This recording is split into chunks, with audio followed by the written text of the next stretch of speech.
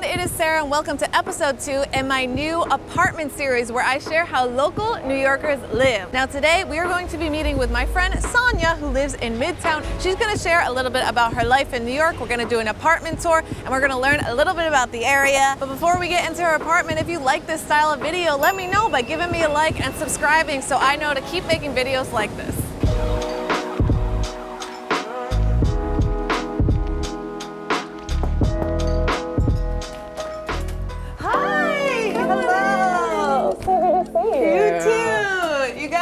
This is my friend Soniya. Hi, I'm Soniya. I'm originally from India, born and raised in India, and then I moved to the States when I was 20 to do my master's, and now I run an interior design company called Dwellistic, and I'm the head designer and founder. We do residential design, also some of commercial design in the city and across the country. She's going to be showing us her house today. So tell me a little bit about it first. How many rooms, how much you pay? So this is a 1-bed, 1-bath, and we pay $4,000 for it. Your design is flawless. So this is what sold us. The view, the right? Great view. So much sunlight. Everything was designed around this window. And then because everything was like so lit up and nicely done, I wanted to keep like the color palette very subtle and toned down. Oh, okay. To make it feel more cozy and homey, I added these big plants. I love collecting pieces of furniture that which have unique designs. So for example, like this coffee table, which I thought was so great, has like hammered brass, it was handmade. So are like these pieces which I've collected from my trips to India because that's where I grew up. And I wanted a little bit of like my home back in India to be reflected in this apartment. So a lot of things would reflect that. For example, that mirror right there behind you, it's all hand carved by Indian artisans. And that reflects my plants on this side, making it feel slightly more green and cozy. And I love how you added this cool, what would you call that? It's like a basket chandelier? No, so this was a DIY. It is a basket which I got from a store and then I made it into a lamp. Stop, you made that? Yeah.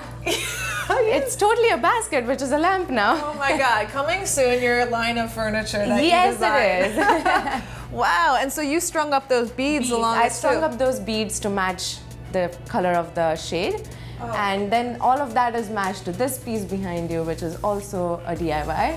Oh, you made this as well? Yes, I did make that with my husband's literally leather belts. I cut it up and that's how it is made. You made that with your husband's leather belts? Yeah. My favorite part about living in Midtown is how everything is super accessible. Train stations around me. If I have to go to my furniture stores, which I go very often, everything is walking distance, and I feel the convenience of this neighborhood is what makes us be in this neighborhood. So we love entertaining our friends and family, so we did want like a bar that converts into a library where we can have like all our books. I have a lot of antiques in this apartment. I have these mugs which were antique. I think they're from Vietnam, made in 1800s. Wait, for real? Yeah. Wow. Again, like the handle and everything matches my decor.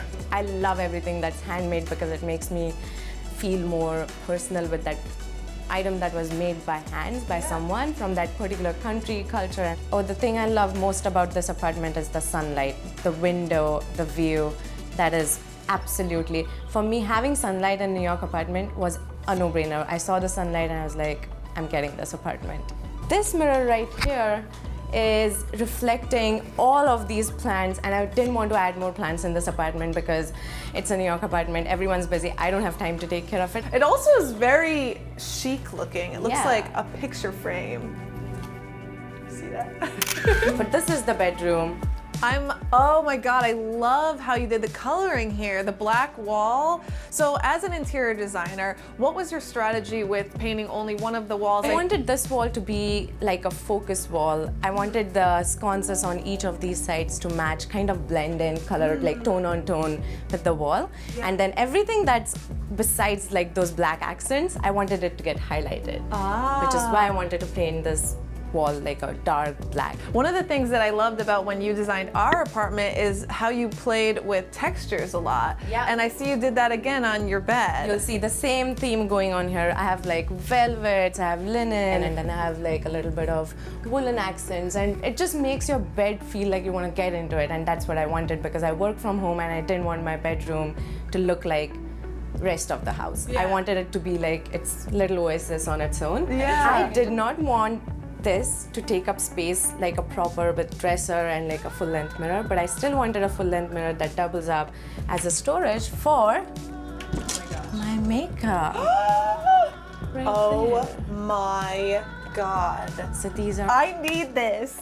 This is amazing. I have never seen anything like this before. Right? I saw this and I'm like, this is perfect, because I can have like all my rings, my earrings, my makeup, everything fits in it. And then once it's closed, you wouldn't even know that there's anything behind. Subtle. Some of my favorite things to do in this area are exploring restaurants, because there's so many great restaurants, and I've been in this neighborhood for 5 years and I still keep exploring more and more and more of these hole-in-the-wall restaurants, which are really great. For example, Brooklyn Fair. So we used to get our groceries from there, and one day I saw like these really nicely dressed people, and I'm like, why are they in your grocery store so dressed? And then I happened to like peep in, and we found out that it's a Michelin star restaurant. And 3 Michelin star. Yeah. Chef's table. Cool. It's so cool. Have and you I been? loved it. Not yet, but we are trying to get a table You for gotta us. go. Yeah. You gotta go. It's amazing. All right, let me take you to the kitchen now. Okay, let's go. I made a lot of changes in this space actually. This came with these knobs. Oh, wow. So I switched these knobs to something that looks more minimal and clean. And then I also had 2 panels here, which I took it off.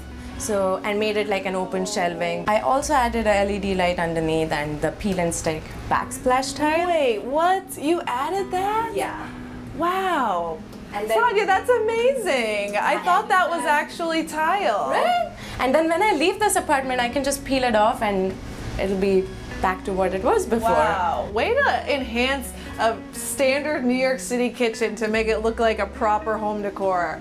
My goodness. This is basically the same logic as this one. I needed something to make my grocery lists because I forget things very easily. Yeah. So this is a peel and stick blackboard wallpaper. Wow. So we just stuck it on this, and my husband got creative because he's like, oh, Hell's Kitchen, let's do it Kale's Kitchen, because his last name is Kale and he cooks a lot. So this is Kale's Kitchen. Oh, I see. Hell's Kitchen, Kale's Kitchen, you know. Yeah. Because Hell's Kitchen's a neighborhood in New York City, for those of you that don't know. That's it. Yeah. Well, thanks so much for sharing your apartment with us. Thanks for coming. It was a pleasure having you over. Yay! Well, in the next video, we're going to check out some of your favorite locations in the area, so stay tuned for that. That video will be linked below once it's live. But thanks so much. That's going to be a fun video. I know. Thanks so much for welcoming me Thank home. you. All right. We'll see you guys next time. See ya. Bye.